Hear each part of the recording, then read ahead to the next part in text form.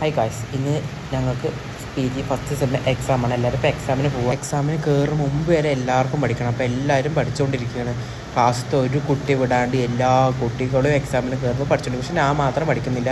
എൻ്റെ കയ്യിൽ ബുക്ക് ഉണ്ട്, പക്ഷേ ഞാൻ പഠിക്കുന്നില്ല. കാരണം എന്താണെന്ന് എനിക്കറിയില്ല. ഇത് ശബരിമല കയറുമൊന്നുമല്ല ഗായ്സ്.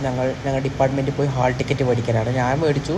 ബാക്കി എല്ലാവരും ഇത് ഹാൾ ടിക്കറ്റ് മേടിക്കാൻ വേണ്ടി വന്നുകൊണ്ടിരിക്കുക. ഹാൾ ടിക്കറ്റ് മേടിച്ച് എക്സാം ഹാൾ തപ്പി നടക്കുന്ന കുറച്ച് ചടങ്ങുള്ള പരിപാടിയാണെങ്കിലും അവിടേക്ക് പോകുന്ന സമയത്ത് സാനിയും സൂര്യനും നമ്മൾ അപ്രതീക്ഷിതമായി കണ്ടു. അങ്ങനെ ഹാളൊക്കെ കണ്ടുപിടിച്ച് വെപ്രാളത്തിൽ ഇറങ്ങി എക്സാമൊക്കെ എഴുതി കേട്ടിട്ട് ഞങ്ങൾ നേരെ ഫുഡ് കഴിക്കാൻ പോയി. നല്ല ഫുഡായിരുന്നു, നല്ല എരിവുള്ള നല്ല സ്വീറ്റായിട്ടുള്ള ഫുഡായിരുന്നു.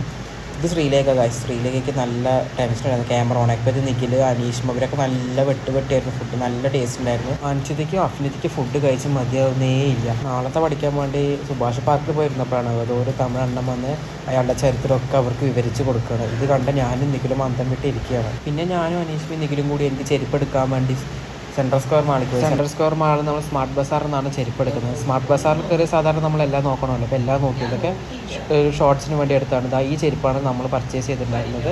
അത്യാവശ്യം നല്ല വിലക്കുറവായിരുന്നു. പിന്നെ നമ്മൾ ഡ്രസ്സൊക്കെ ട്രയൽ ചെയ്യാൻ പോയി. ഇവരുടെ നിർബന്ധപ്രകാരം ഒരു ഡ്രസ്സൊക്കെ ട്രയൽ ചെയ്തു. സാധനങ്ങളൊക്കെ വാങ്ങി ഞങ്ങൾ അവിടെ നിന്ന് ഇറങ്ങി നൈക്കയുടെ ഔട്ട്ലെറ്റിൽ പോയപ്പോൾ അവിടെ കറങ്ങുന്ന ചെയർ ഉണ്ടായിരുന്നു. കറങ്ങുന്ന ചെയറിലൊക്കെ ഇരുന്ന് പിന്നെ കണ്ണാടി കണ്ടിട്ട് ഞങ്ങളുടെ ക്ലാസ്സിൽ എല്ലാവർക്കും ഒരു വികാരമാണ്. അപ്പം ഞങ്ങൾ കണ്ണാടിയിൽ കുറച്ച് ഫോട്ടോസും വീഡിയോസൊക്കെ എടുത്ത് പിന്നെ ഞങ്ങൾ ചായക്കടയിൽ പോയി ചായയൊക്കെ കുടിച്ച് ചായ കുടിച്ച നല്ല ബീച്ച് പാട്ടൊക്കെ വെച്ചിട്ടുണ്ടായിരുന്നു. അങ്ങനെ ഞങ്ങൾ ചായയൊക്കെ കുടിച്ച് ചില്ല് ചെയ്തുകൊണ്ടിരുന്നു. പിന്നെ വരുന്ന വഴിയിൽ അനീഷിനൊക്കെ ഒരു പൂച്ചനെ കിട്ടി. ആ പൂച്ചയ്ക്ക് എന്തൊരു സ്നേഹം കണ്ടാൽ എല്ലാത്തിൻ്റെ ഒപ്പം പോവുകയാണ്. പിന്നെ റൂമെത്തി. അപ്പം ബൈ.